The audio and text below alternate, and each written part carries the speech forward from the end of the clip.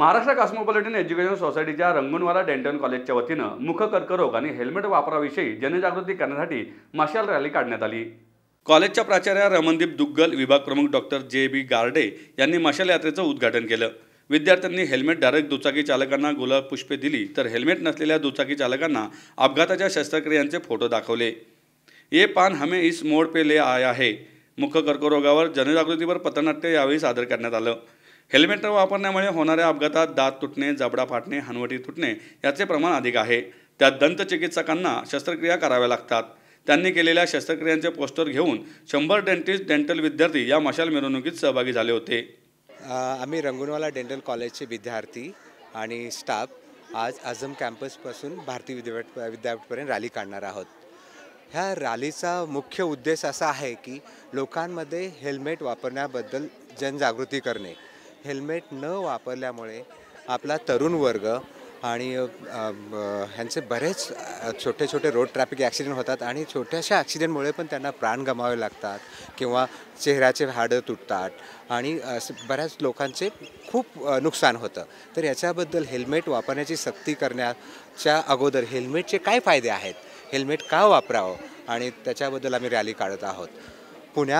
पुणे ही आपल्या जगामध्ये अशी मोठी सिटी आहे की ज्याच्यामध्ये जास्त टू व्हीलर्स आहेत आणि 5% लोक हेल्मेट वापरत नाहीत। हे हेल्मेटबद्दल जनजागृती करण्यासाठी आम्ही याच्यावरती प्रयत्न करत आहोत। दुसरं, सरकारने जरी गुटख्यावरती बंदी घातली असली तरी आजकाल गुटखा पूर्ण सगळ्या पानटपऱ्या आणि सगळीकडे मिळतो।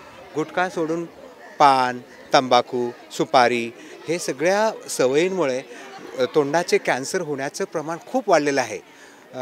भारत देशाला थुंकणाऱ्याचा देश असं म्हणून ओळखलं जातं, कारण खूप लोक पान गुटखा खाऊन रस्त्यावरती इकडे तिकडे थुंकत असतात आणि ह्या पान, गुटखा आणि तंबाखू आणि सुपारीमुळे तोंडाचे विविध आजार होतात। ओरल सबम्युकस फायब्रोसिस, तोंडामध्ये पांढरे चट्टे येणं, त्याच्यामुळं आतमध्ये अल्सर होणं आणि कालांतराने त्याचं रूपांतर कॅन्सरमध्ये होणं।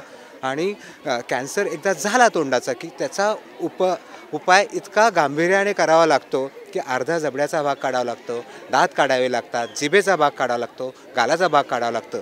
त्याच्यामुळे त्या माणसाला समाजात वावरणं कठीण होतं, खाणं पिणं कठीण होतं आणि संपूर्ण कुटुंबच रस्त्यावरती येतो।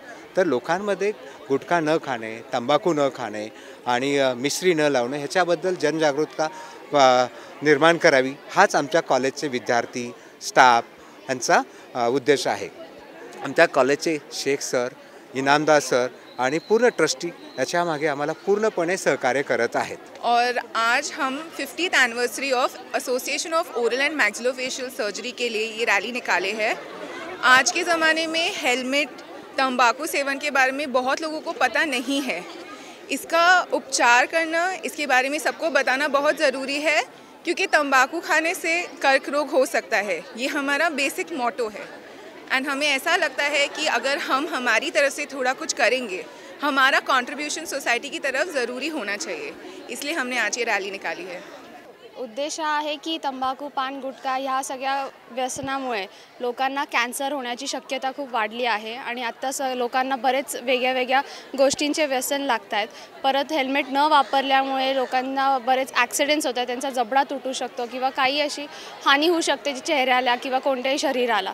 तर त्याची सगळी ट्रीटमेंट इथे रंगूनवाला डेंटल कॉलेजमध्ये आम्ही करतो आणि नेहमी आम्ही डॉक्टर्स या लोकांसाठी तात्पर असतो। हे खूप चांगलं झालेलं आहे। आम्ही स्वतः आमचं न्यू इयर रेझोल्यूशन तेच ठेवलं आहे की हेल्मेट वापरायचं, कारण स्वतःचा जीव धोक्यात आपण टाकतो हेल्मेट न वापरून।